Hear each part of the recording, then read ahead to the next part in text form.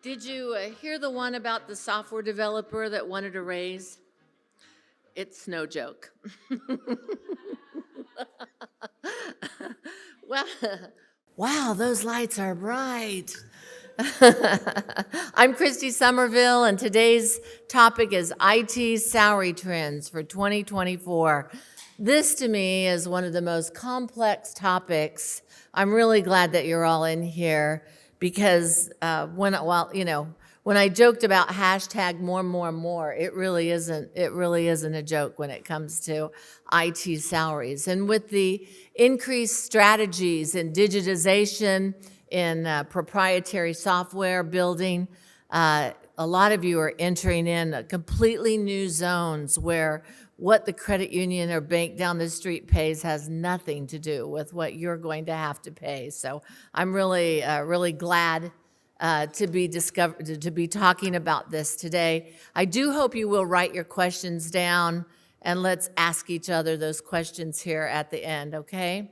So yeah, no surprise here that skilled technology professionals in banking has skyrocketed, but not all IT jobs have skyrocketed. So we'll kind of talk a little bit more about that. Some of the new stuff is the proprietary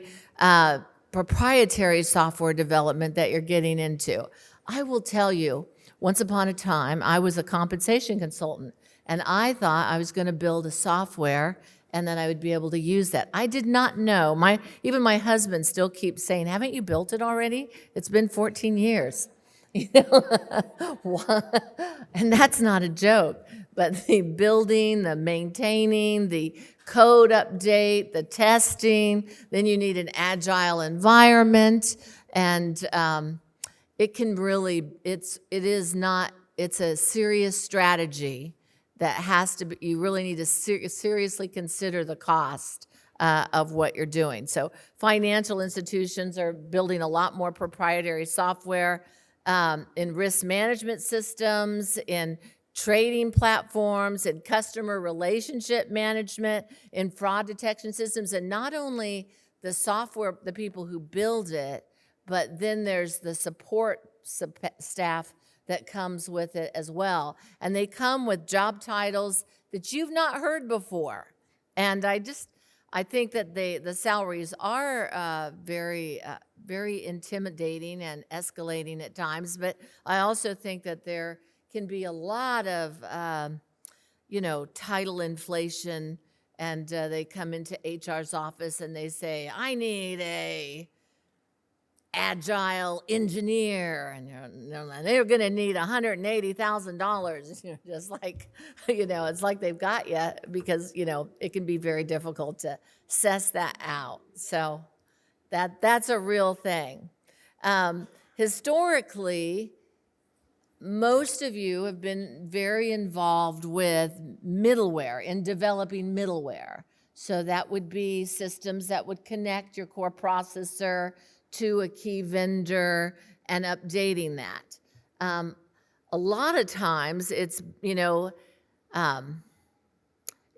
and then you might have heard titles like programmers, and then they went to software engineers, software developers, and then software engineers, and it's just gotten progressively more complex.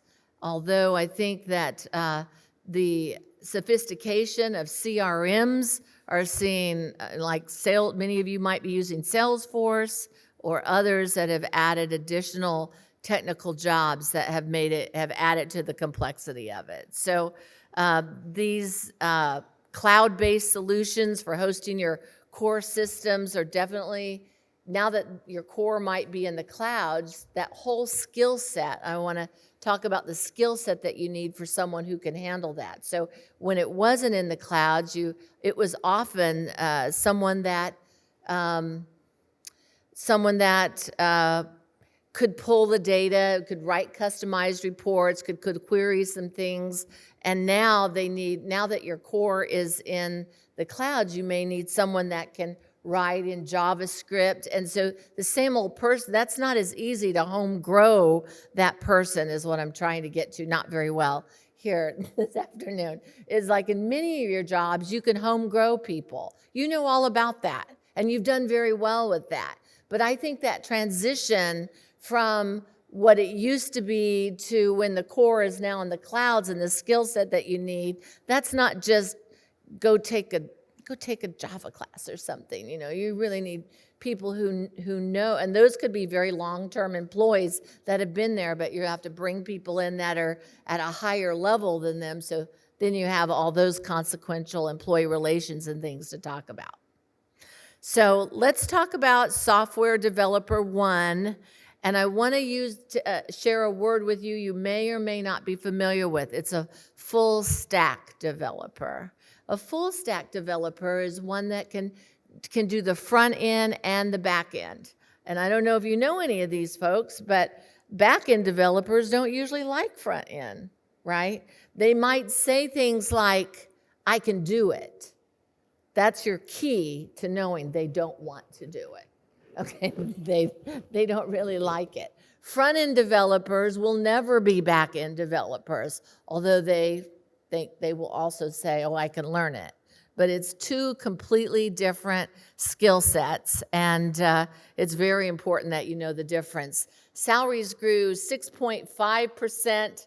That doesn't sound like very much, but again, it all depends on what you're calling. That would be like a level one. And typically in BalancedComp, and again, take all this with a grain of salt. It all depends on where you're at. And so that's why I'm saying somewhere between $80,000 and $120,000, depending on your geographical wage differential. All right. Software developers remain very highly sought after in the banking sector, and that these professionals can work remotely. So let's think about that. So if you're in an area, if you're in Wichita, Kansas, where we come from, where the market pays at 92% of the national average at the non-exempt level and 94% at the exempt level, but these people can work remotely in San Jose where it pays 130. So then so they're actually in your market at your current geo, and even if you're not recruiting from California, they can still go to work in San Jose where they can be paid that. It's a challenge. It's intimidating. I don't have a bullet answer for you on that, except for that it's very important that you be made aware of that. Senior developers with specialized skills such as blockchain, cloud computing, they can get salaries that exceed $150,000. You can, honestly, if you just knew how conservative I'm talking about, they could really be making 200. We're not talking about level one now, obviously. We're talking about more senior level. But the point is, the person who's managing them may not be making that much. And then what do you do about that? That is a realistic thing to have to work with. So, yeah, there's probably at least two levels. Level one that has maybe just got out of. They can just take I was just advising someone today that they could take a 5-month cloud computing or a code academy class and get out as a junior and start around 65,000, and then within a year they're a software developer 1, and that's between 80. It can go up to, I think, 100,000 after about 3 years. Is very realistic, and I'm still talking about mid-United States kind of wages. I'm not talking about West Coast wages. So that's an issue. And then also you need to understand what kind of coding language is necessary. And because I am an HR advocate, I worry that you might be snowed when you get a job description that says something like certain languages are preferred. It's like, do they need a cursory knowledge of this, or do they need to really be, do they really need a working knowledge, and how much of the time will they be working in that? And there is a big difference. So maybe they need to know a little bit about database. Maybe they need a little bit of knowledge to know, but Python or whatever they might be using, but how much are they actually going to be using that? If you're going to pay for that skill set, I always say you don't want to pay for a filet and get a chopped sirloin. So, right, you want to make sure you're paying for what it is you need. So really spend time making when you're talking with your CIO or whoever is putting in that job description to make them explain to you what they're going to be doing with that language, because you're HR professionals, right? The word JavaScript probably scares you. I wouldn't blame it if you did, but understand how are they going to be using it, what percentage of the time, is it just something that would add value? And I would say beware of those who would say, oh, I can learn that. And maybe they can or maybe they can't, but when you need a working knowledge and you're paying for a working knowledge of Python, you don't want someone who codes in another language who says, I can learn that, because whether they can learn it or not is yet to be demonstrated. Now, if you want to pay them low in the range and that works for them while they demonstrate that they can learn that, well, that might be another conversation. Yeah, so if your IT director who may be paid nearly the same as their salaries, that's definitely a big issue. And then also beware of title hyperinflation. I was not joking about seeing a help desk engineer. And yes, it was your grade 7 or grade 8 non-exempt help desk person who's just with a really great title. There's such a big difference when you Google, and I'm sure you all have, average full stack software developers. So these are experienced. You can see it ranges here from 56,000 to 161,000. There's a huge variation in what is said. So getting to what is the actual average. And we have software developers, so it's something I personally grapple with as well, but getting to find out really what is the market, it can be a little bit challenging.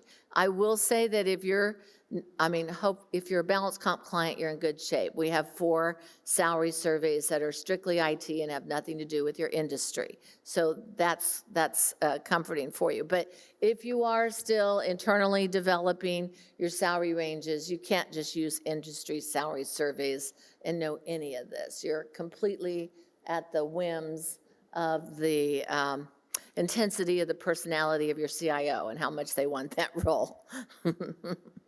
So, yeah,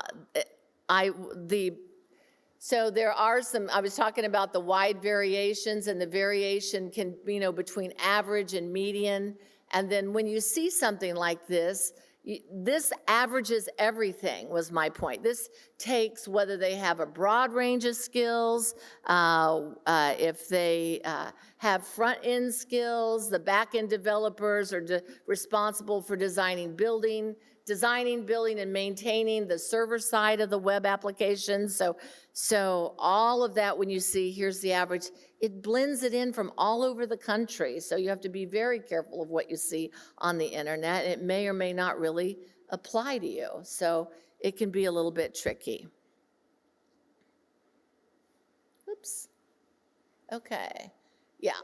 So averages those that have less than a year of experience and a college degree with those that have 10 years of experience and write in 5 languages and have a DevOps background. That average and median didn't mean squat when it combines all of that together and then says, here's your number, right? All right, I'm going to shift a little bit about SQL administrators. Thank you. SQL administrators, that's a database. It's generally a grade 9 and 10. It averages between 51 and 84. Honestly, a college degree is not strongly preferred. They used to be called report writers who pulled the data to create monthly reports. Sometimes they were called programmers. Sometimes there are other languages. I think you have to be careful about, sometimes when I'm doing a job evaluation on a job, I'll see words like developer. They're not a developer. And then also, or you might use a word like database engineer when they're a level 1 and they don't have all the sophisticated responsibilities of database administration. They're literally pulling data from 3 different sources or so and creating a customized report. They also can't tell you what that report means. They just get it done on time and accurately. That's not to marginalize their job. That just is that obviously impacts what that job is worth to you, right? Effective database administration requires an in-depth knowledge of relevant databases such as SQL or MySQL, database costs alongside server operating systems. You need a reasonable understanding of the Windows environment, Linux, and Unix as well. So that's the level 1. Whoops. Okay, good.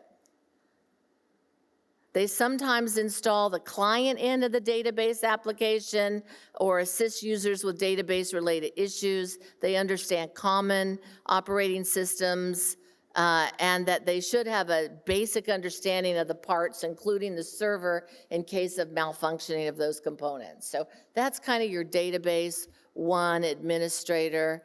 And then they need to understand backup and restoration of those database servers as well. So they decide on the most effective backup solutions and are able to restore those databases. So just trying to get you to understand what the difference between a 1 and a 2. The level 2 is going to be good. The more of your grades 10 to 12, it is not unusual for a database, a full, and if you only have 1 database administrator, everyone here, may not have several levels. A common mistake would be, I don't know if it's a mistake, but something to be careful of is you might call it if you only have 1, you're not going to need the junior. You're not going to need the level 1. You're going to need the level 2. But you wouldn't call it a 2 or a senior because there wasn't a non-senior, so why would you call it a senior? It's important to know the full duty, understand the duties so that if you only have 1, you probably need the level 2. So you would have to be hunting in this salary range is what I'm saying. So between 85 and 117,000 times your geographical wage differential is about, and this job has grown about 8.9% since 2022. Also, in addition to everything else we just talked about, are going to need to understand SAP, Oracle, and very likely a college degree. And they're going to be a little more strategic about be able to tell you what your needs around database administration is, and to start, while they may not have the final decision making, their knowledge will be very key to the decision makers and all the stakeholders involved in that, their suggestions. They're going to bring to the table what your needs are going to be instead of the level 1, which is not. They're not going to be at that level. All right. Also, your capacity planning and database design, that's going to be important. Your cloud-based databases. Many organizations are shifting from, many of you have probably shifted from on-premises to cloud-based storage. Familiarity with cloud architecture and can greatly improve your candidacy for a DBA role. Boy, we're talking, for those of you, we're definitely talking about a level 4 on mental complexity on these particular jobs, right? An increasing number of organizations now expect them to perform activities related to data science, identifying and surfacing business relevant data from very large data sets. This is where you can get into the mistake of, now they want to be called a different name. They want to be called a data scientist. And a data scientist is paid at a completely different level. And that's why I think you have to be very careful about what you call them. You may want to be nice and recognize that they need to understand that. That doesn't make them a data scientist as the way, because they're going to, as soon as you cave on that, then they want those data scientist salaries that go along with that. So HR has to know and understand enough about this to be able to hold the line, just like you do with all your other departments in hyperinflating some of those jobs. A senior level database administrator should be gaining knowledge right now, whether you need it or not now. They need to be researching and understanding more about AI, machine learning for the future, because they'll be the ones that will understand how that could help you, and to be making those recommendations as you start to move forward with that, right? So that's going to be very important. Strengthening your security protocols and optimizing your database performance. Very key. Containerization. This refers to a software deployment process that's going to bundle the code with the operating systems necessary to run the code. So as a skill, it's going to allow DBAs to manage more effectively. So this is your senior level database administrator. All right. Want to cover business data analysts 1 and 2. Those are going to be somewhere between grade 10 and 13 based on how you use them. Has seen about a 9% growth since 2022, and also may need a knowledge of SAP and Oracle. What I'm seeing with the database analyst role, there we go. This was the fastest growing salary last year in our BalancedComp salary survey. Just to qualify that, I'm not saying that nationwide that salary moved 40%. I'm saying that in one of the largest, most successful banking and credit union salary surveys in the nation, it had a 2-year, year-over-year movement of 41% last year. That was, I'd never seen that before in my entire career, and it does look like, I do know that this year it looked like it slowed down a lot. I think it was closer to a little less than a 3% growth this year. So their 3-year, still a 3-year growth of about 44%. If you think about that, the whole salary range is only 40%. So if they were in the middle of that salary range when it started that movement, then you could have easily have a need to, probably with that much growth, need to override the grade, and that'll be something you'll want a consultant to look at for you, and at a very minimum, add a premium to that particular job, because it's going to be a hot job. It's getting hotter, more in demand. You are competing with the market at large for these roles, and so that would be something you want to keep in mind. It's a big deal. So database analysts plan decision-making, improve efficiency, enhance the customer experience, and manage risk by interpreting database sets. And that's what I want to talk to you about, because a lot of times I see them use this title and want that salary, but they don't have a clue about what the data means. They don't take it and make recommendations from that. And I think it's very important that, well, for those of you that look at the internal equity of your jobs, the organizational impact is greatly different between the two on how much of an impact it could make. So it demands a blend of technical skills like data cleaning and statistical analysis. Some of us picked our college degrees by what we didn't have to take statistical analysis in. For me, that was physics. What do I not have to take? I'm a business major. So there you go. But including sometimes Python and SQL, also some soft skills that you don't always get with very technical positions, like critical thinking, and they're writing out their recommendations, so you need good written skills and the ability to discuss very complex topics and what the data implications are. So the average salary, if they're fairly new to it, like I'm okay with that 2 to 5 years, that makes me nervous. I'd say, I'm rethinking that on the fly, 2 to 3 years, $70,000 for level 1, and then because I am sure that by the time they have 3 to 5 years, they can hit 100,000. Definitely after 5 years, 110,000 and above would be, and then times your geographical wage differential. So data analysts are big, important jobs. Now let's talk about the difference between that and the data scientists.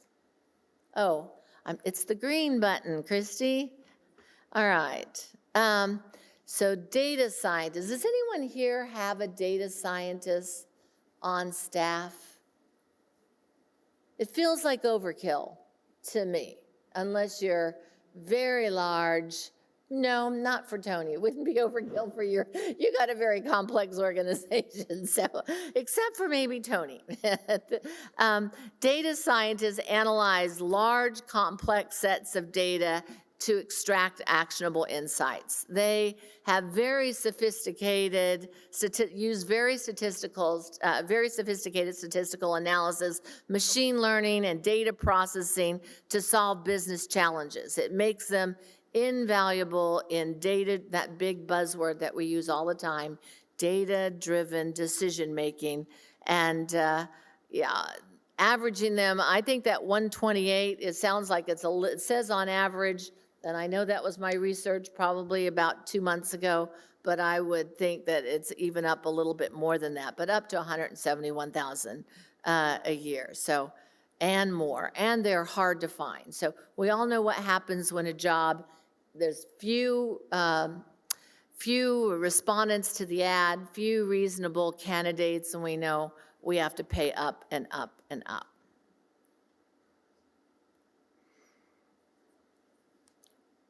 Okay, cybersecurity professionals. This is another really critical and growing, and it's important that you price this job correctly.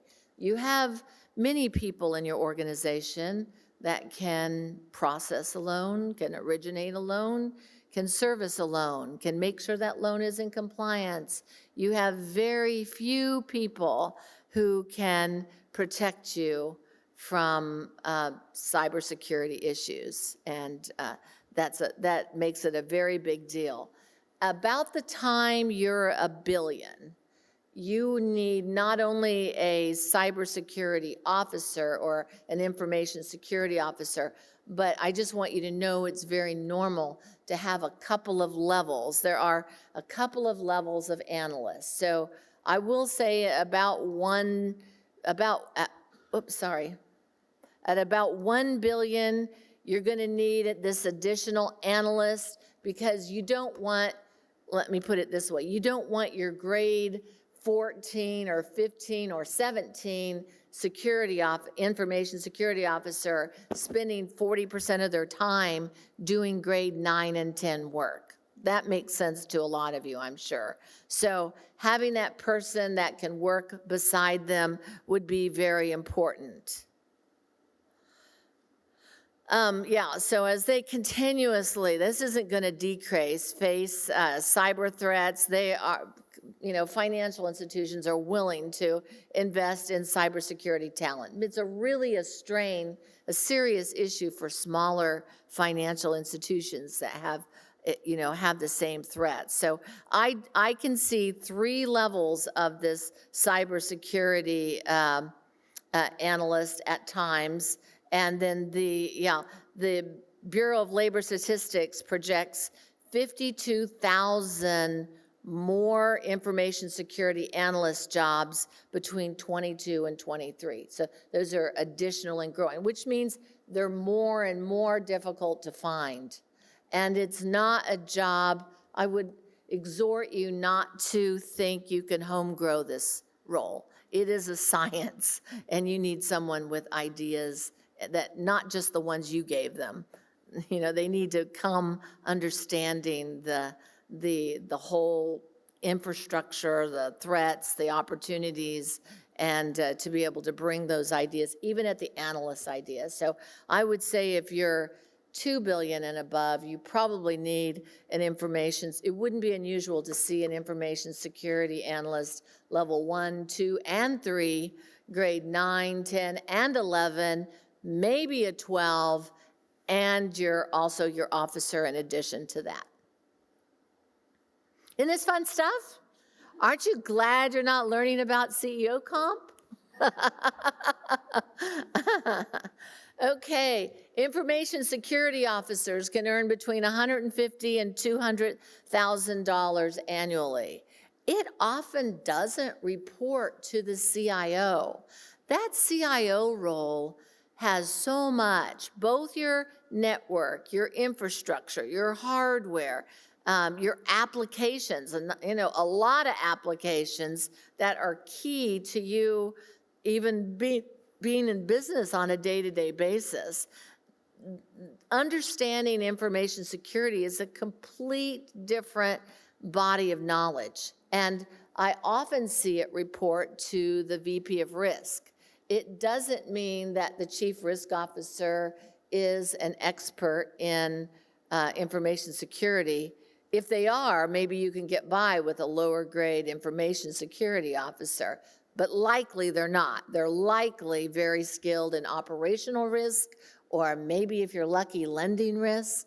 But in this case, they're probably not likely to be an expert, but in information security. But they can manage it if they have the right VP, or I would say VP level for your information security officer. So, so there's that. AI.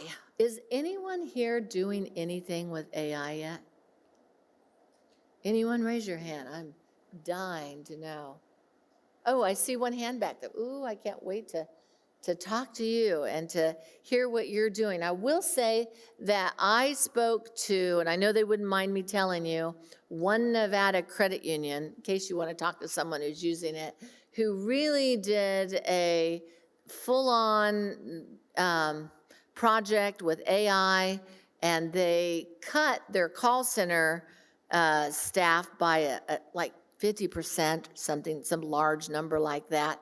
But the ones that they kept, they had to raise their skill set because they were not measuring those remaining call center reps on how much time you're on the phone and get off quickly, because these are the ones that needed a 3 on interpersonal skills. The ones that were left needed to have more in-depth subject matter conversations. So I haven't heard of a lot, but it was very impressive, the amount of money that they saved and the efficiency that. I would reach out to Steve, the CFO, if you're interested in finding out more about that, and I know that he'd be happy to share with you what he's doing, and I love to connect people like that. So you can tell him I announced it on the stage that you should all call him. I'm sure that he will love that. So the salary ranges are it's very widespread. And, these positions are becoming very highly valued. I think that I don't see your space jumping into that. I can't wait to hear the speakers on AI from Extracto Consulting tomorrow to hear more what they're doing to add efficiencies. I'm sure we've all used ChatGPT for job descriptions, and that's pretty awesome. People are liking that very well. But these AI intelligence specialists, there we go. The latest edition of Slack's annual workforce found that 96% of executives feel an urgency to incorporate them, with the percentage of those who plan to do so in the next 18 months rising from 5 to 35%. And of course, the lack of trust and a lack of training. I am one of those CEOs. But to find the time to break away, to get ahead, to figure out what's there for us, I haven't yet been able to do that. But these people can do that for you. All right. I want to talk about some jobs that are techie in nature and how I kind of see them change in your industry, that digital jobs, can now be called digital strategy. They seem like they're higher level, more strategic, and then you can expect AI to totally disrupt some of these jobs. So it used to be, you guys, most everybody had a card services representative. And a card services representative was a grade 6, And a 7, hopefully there were some higher level duties, but sometimes it seems like career pathing and market pricing can get in each other's ways, and people just want it to level up. So I assume that that higher level would have higher level duties that required more experience and had a greater potential for error. It's not meant to be just because they've been there for a long time and we're approaching the maximum of the salary range, right? Then they kind of changed to e-banking specialist, electronic banking specialist, which also stayed at that grade 6 and 7. And then I saw that about 2 years ago start changing to digital specialist. So I think there's a huge focus on getting your hands around the strategy of everything that touches your clients and how can you better that experience with them. And these jobs have evolved. Then they evolved to payment specialists, and I started to see those go up, a few more 7s with that, but large, so the job just kind of expanded a little bit. I do want you to keep in mind, if you're not aware, that if they're doing slightly different things, but at the same level of mental complexity, same level of potential for error, still need those interpersonal skills. And don't forget those people, a lot of times these jobs right here we're talking about, we forget how much fraud they can save you from and how important those interpersonal skills are to suss out if the person on the phone is trying to fraud you or not. So don't forget to grade that appropriately and even consider the org impact that those jobs can have. But I'm just saying, wanted to point out to you that some of this title evolution, now I really believe that I'm seeing less payment specialists and more, the payment specialist thing was about 2 years ago. Now it's about digital specialists, but it's kind of the same job. So just wanted to kind of bring that. And likewise, you had your card services manager, which I rarely see anymore. I don't even see that. I rarely see that anymore, grade 10 and 11. Then we went to electronic service manager, which was more 11 and 12. I think we added in the ATMs and the ACH because we used to have card services and ACH and ATM managers, and we're like, you can do it all. We'll call you electronic services manager. That went to, payment manager, 11 and 12, and now that's moved to digital services manager, and that has moved to a grade 13. So, past $1 billion, this role has become even a VP role. And at 10 billion, it's in the C-suite. I remember one CEO that said, I think that's the most complicated job in this entire organization. So it really has grown a lot in terms of how important that is to you. So I just wanted to kind of bring that to your attention. So the trends between 2019 and 2023, I really hate to use this phrase, but tech salaries as a whole has risen about 9%. Now, I want you to think about that. That's 2 years, 9%, your average job. Think about what your average midpoint movement was for most jobs. In fact, since I've been doing this work, and I started in 1999 when I saw DOS move into Windows, okay? So that's how long I've been working as a compensation consultant, where it used to be the midpoint movements were all moving about 2%, 2.5%. Well, even from back then, IT jobs were moving 4%. And that's why often, especially at the exempt level, we have to override those grades to get it to line up with what you need in the marketplace. In fact, was it last year that tech salaries didn't rise as much? And the papers were all like, tech salaries are falling. It's like, no, they're just even with the rest of us now, and we think it's newsworthy because we're not used to it, right? 79% of the tech, and we hear about all these layoffs, but 79% of the tech workers that were laid off last year found a new job within 3 months. So you might be wondering, I did too. does this, all these layoffs that we hear, is that going to mean that there's going to be more skilled workers that are available and maybe they won't command as large as salaries? No, the tech unemployment rate is 2.5%. Isn't that something? So tell all your daughters to get a degree in technology. All right. Let's look at some of the fastest growing tech salaries by state. So beware, you know that saying that statistics don't lie, but statisticians do? So, right, that's true. So beware of these averages that you see about how fast they're growing because it affects your state. Like Wisconsin, 16.90% tech salaries grew overall. Down to New York, 3.2%. So they're all moving at different levels. Average head count. Oh, this is something I'm so pleased to share with you because you can't get this information anywhere. We took our database of about 67,000 employees, and we just wanted to share with you. I'm not saying this should be your average head count. I'm not saying you're hiring too many or not enough, but I am saying that that will largely depend on how much you outsource and how much you have done internally. It will be impacted by how much proprietary software that you write yourselves. I have clients that have incredibly sophisticated technology environments, and then others who do not. So big differences, and it does look like the credit unions are have a higher head count generally in every asset size.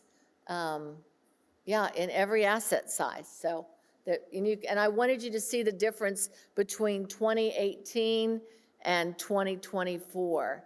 It didn't look like it's changed a lot.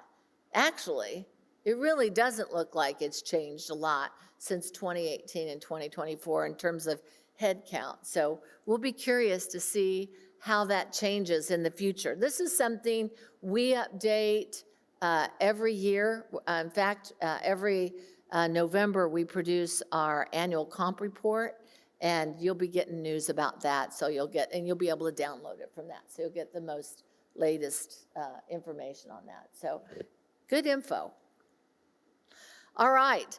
Also, we use that word, tech salary or software engineer.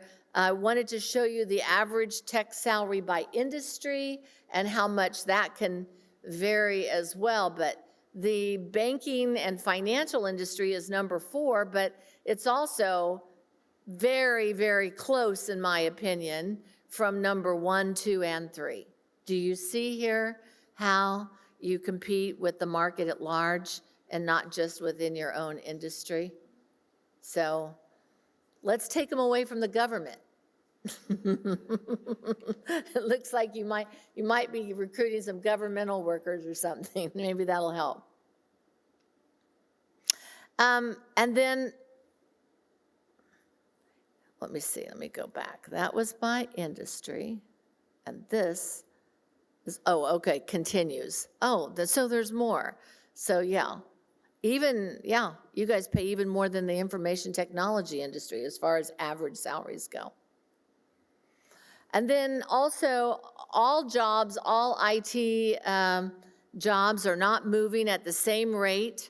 For this year and last year, I was very surprised to see those IT specialists, 1 and 2, kind of, those are moving pretty good. And what is an IT specialist? That is not a help desk person, right? It's also not your network specialist. It's in between. It's the ones that take the escalated tickets, probably level 3 escalated tickets that after help desk can't fix them. They usually have a lot of autonomy or running around and helping people out. We love them when we need them, don't we? You can see network engineer, that movement. Let's not run by these numbers too fast. If you have a network engineer, I even added graphic designer in here. I hope my graphic designers are not in here. when you have a job that's moving that fast, a 2-year, year-over-year, you can see that if you graded your jobs 2 years ago and you had a graphic designer and this person was already at midpoint or above, and then in the next 2 years, the job moved 11.80%, they could really be, you need to regrade that, and it may have moved up. So that was just one example. But yeah, the IT business analyst, you can see it slowed down there, thank goodness, from 41% to 3.44%. So that's good. And then we've also seen some new job titles. I could have went on and on about this, but we're seeing Scrum Masters. Do you guys know what a Scrum Master is? Oh, you don't? Well, you do, don't you? Okay, yeah. So a Scrum Master is going to set up, I'm going to see how good of a job you think I do on this. They're going to set up what's called an agile environment where you have sprints, usually 2-week sprints. And so it's been decided what tickets that the software developers or that the team need to get resolved and built in the next 2 weeks. They're going to keep everyone on task. They're going to be telling them what, helping to pull those tickets and then helping the software developers, because a software developer may or may not, probably will not have a strong understanding of what the end user need is. That's something you really should think about. They're software developers. They're not they don't have business acumen and understand banking and understand what you're trying to accomplish. You've got to have someone that does have an understanding, talking to your Scrum Master to help line up these tickets and explain what they should look like. What should it look like when it's done? It's a very sophisticated process. And so you need a Scrum Master. I don't see as many product owners in the software building at banks and credit unions. So that's usually the other side of that. We're seeing Salesforce engineers at 2 or 3 levels. Sometimes you can call it a Salesforce administrator, business system analyst, even UX, UI designers. And I really I wouldn't be very good at telling you the whole job description of that, and I have one. So Jackie takes care of that. So are there any other job titles that you're seeing or hearing out there that you wonder if anyone else is hiring?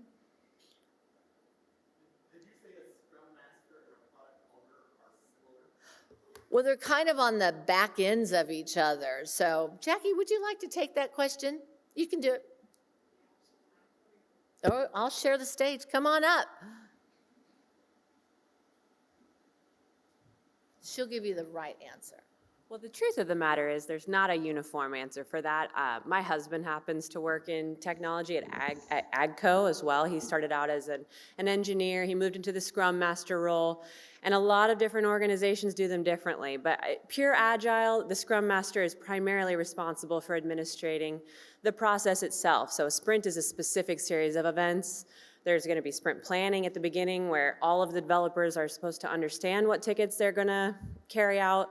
They're going to organize daily check-ins every morning to talk about what your progress was yesterday. Do you have any roadblocks? Do you need any resources from the team today? They are going to organize and conduct the sprint retro at the end where the team stops, and without any stakeholders present, they talk about what went well, what do we need to start doing, what do we need to stop doing. In our retros, at one point we added in rate your sprint. I just want a vibe check from you. How was it? What made you upset? Here, there's this, and that. Then the product owner is really working with the stakeholders a lot. So it's backlog grooming, right? So there's these selected tickets, but where did they come from? They came from a backlog of tickets, all these other ideas. And how do you pick from that? Well, you should be backlog grooming regularly. So a product owner is going to be responsible for ingesting those feature requests, storing them, leading stakeholders through the backlog to help with prioritization. Sometimes they'll get involved with organizing the dev team to also do backlog grooming and start actually adding acceptance criteria and making those feature requests more fleshed out so that they're ready to hit the ground running when they do get selected. That being said, again, at AGCO, I know that the product owner is also the team manager who's in charge of like hiring and firing. I had never seen that before. And they actually happen to be the most senior engineer on the team there because that's just how they shoehorned that role together. And who am I to say that that's wrong? Not every team even has all of these also. I would guess most organizations that are not like a strict, we're not all Spotify, right? So you probably don't always have a Scrum Master and a product owner. In that case, you're gonna have, those are hats that you can rearrange. It's not always a full-time job at every place. So it really can be nuanced. I know we're your compensation consultants, but we're also a technology company. So if you ever wanna call in and just talk about some weird stuff you have going on, really, I'm your guy. So yeah definitely call in, talk to me. Yeah, Do you have any other questions? I would call that a Scrum, you can have a Scrum Light environment where it's not like the pure Performa. And this product owner she's talking about is not I know that some of you have product owners over consumer lending. That's a different role. It's not like the Gillette or the P&G product owner. This is different. This is specific to this particular environment. And we also have some clients that have like 50% of their staff are technology, and they're a financial institution. So I can put you in touch with others if you're thinking about a more, fully built out software development environment. I'd love to put you in touch with people who can share with you. Maybe, the school of experience, the tuition is very expensive. So it's good to connect with others and try to avoid some of those. All right. Any questions? We have about 8 minutes. I've loved this. I hope I'm so admire you from coming because it's not a sexy title. It's not fun dealing with tech divas who always want to be paid more. But what kind of questions might you have that we can chew on together? Yes, Tony.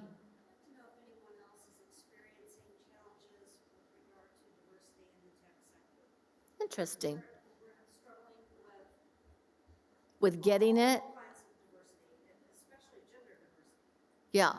Has anyone else struggled with any kind of diversity in the tech sector? In your have we?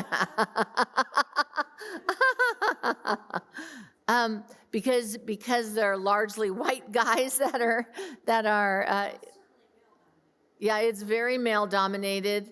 Yeah. There are some groups like females and what's it called? Women in Code. It's great to try to, we would love to, if we had an opening, explore that. Yeah. Anyone else? I don't know that we have a lot of people developing software right now, but if they haven't, they're likely to. So any other tech questions? I'm sorry, has someone raised a hand back there? Okay. Just because the lights are right there, I can't see you. Can you hear me now? Oh, I can hear you. Sorry. This is Jeff here at BalancedComp. Oh, hi. Hey. I thought I knew that voice. Sorry. Jeff, I'm giving a presentation.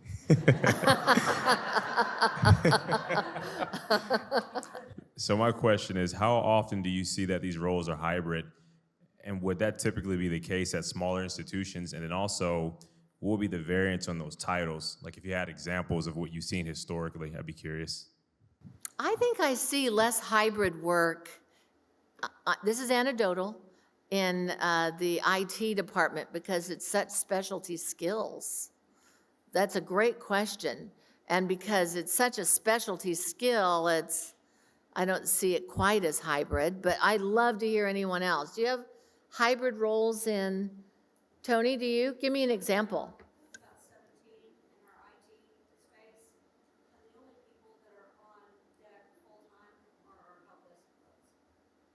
Everyone else is largely remote or hybrid. Oh, hybrid. You don't mean, you mean remote hybrid. He means, well, let me clarify the question. Did you mean a hybrid role, or did you mean that they're working remote and they're working on site? A hybrid role, I'm sorry. So you mean, okay, so I was right in terms of the answer that I thought the question was, which is specialty skills, but, and even to take that question even further about letting them work, I think that's, in terms of, yes, they want to get paid. I have read, and I don't believe for a minute, that they'd be willing to work for less if they can work remotely. But yeah, but I think allowing them to work remotely is one of the things that they would like the most. And I have come so far in my thinking since I am a boomer. I'm like, get to the office and look good. You know, have your game face on and put in those 50 hours. That's how you get ahead. That kind of thinking. Truthfully, that's who I was, and it's still my proclivity.